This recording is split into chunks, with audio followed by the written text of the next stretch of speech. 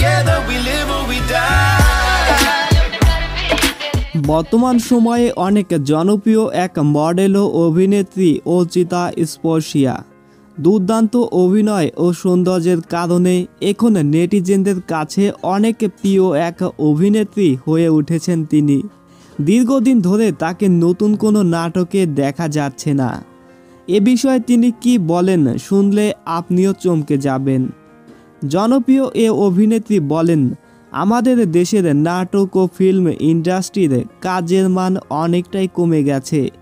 কিছুদিন ভালো ভালো অনেক কাজ হয়েছে, তবে বর্তমানে তেমন একটা ভালো কাজ দেখা যাচ্ছে না। এক্ষেত্রে এই অভিনেত্রী বর্তমান দেশের অস্থিতিশীল পরিবেশকেই দায়ী করেন। তিনি বলেন, দেশের মধ্যে যে একটার পর একটা বিশৃঙ্খলা ঘটছে তার ইফেক্ট এখন নাট্যজগতে এসে পড়ছে।